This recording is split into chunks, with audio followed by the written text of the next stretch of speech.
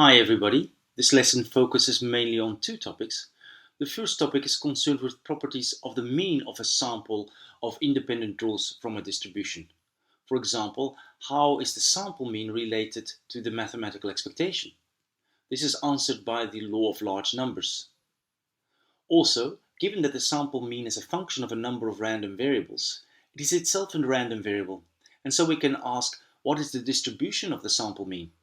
For large samples, the central limit theorem provides an approximate answer to this question. The second topic we consider is some exploratory data analysis. How do we check if a sample comes from a particular distribution? QQ plots, quantile plots, provide a convenient graphical method for doing so. Furthermore, given a sample of independent rules from a distribution, can we estimate the probability density function of this distribution? We've already seen that histograms can be considered as estimators of the PDF, but here we also introduce kernel density estimators. This first video, however, will be considered with some elementary inequalities, one of which we will need in order to prove the law of large numbers. The first inequality that we consider is Markov's inequality. This applies to a non-negative random variable x. Let x be a non-negative random variable. Then for any c strictly greater than 0, the probability that x is strictly greater than c is less than or equal to 1 over c times the expectation of x. We give the proof here for a continuous random variable. A similar proof will also hold for discrete random variables. All you will have to do is replace integrals by sums. Since x is non-negative, its density function is 0 for all negative x. Therefore, its expectation is the integral from 0 to infinity of x times the density function. And we can split up the integral into an integral from 0 to c plus an integral from c to infinity, because c is strictly greater than 0. Now, because the integrand here is non-negative, this integral is non-negative, and hence this sum here is greater or equal to just the second term. Inside this integral, little x, the variable of integration, ranges from c to infinity, and hence is greater or equal to c. And so if we replace this x by c, we get something that is smaller. Now, this integral here is precisely the probability that capital X is strictly greater than c, and hence the result follows. The next inequality that we consider is the Chebyshev inequality, which follows directly from the Markov inequality. Let x be a random variable with mean mu and variance sigma squared. Then the probability that the absolute value of x minus mu is strictly greater than c is less than or equal to sigma squared over c squared. Before we prove this, let's just interpret what this means. Notice that the absolute value of x minus mu is just the distance of x to mu. So Chebyshev's inequality states that the probability that x is a distance of greater than c away from its mean mu is less than or equal to sigma squared over c squared. In other words, the smaller the variance, sigma squared, the less likely it is that x is far away from its mean, mu. Here's the proof. Let y be defined to be x minus mu squared. Then y is a non-negative random variable, so Markov's inequality can apply to y.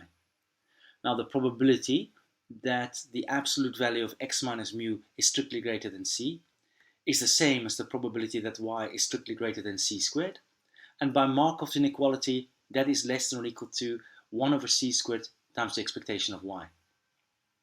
But the expectation of y is just the expectation of x minus mu squared, and that is the definition of the variance of x.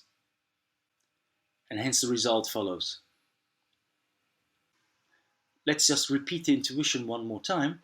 Chebyshev's inequality gives a bound for the probability that a draw of a random variable x is a distance greater than c away from its mean mu.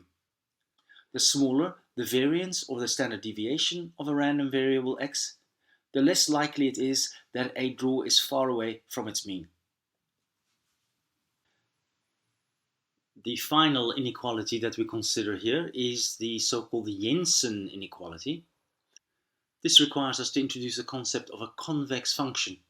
A function g is said to be convex if its graph lies everywhere above any of its tangents. Similarly, we say that g is concave if it lies everywhere below any of its tangents. Here's a typical example of a convex function g, shown in blue. Also shown are three tangents, shown in red. And as you can see, the blue graph lies everywhere above the red tangents. Graphically, a function g is convex if and only if its graph bulges downwards. In particular, if g is twice differentiable, then g is convex if and only if its second derivative is greater or equal to 0 everywhere, i.e. if and only if g is everywhere concave up. Similarly, g is concave if its graph is concave down. Equivalently, g is concave if and only if minus g is convex. Some examples of convex functions are g of x is equal to x squared or e to the x.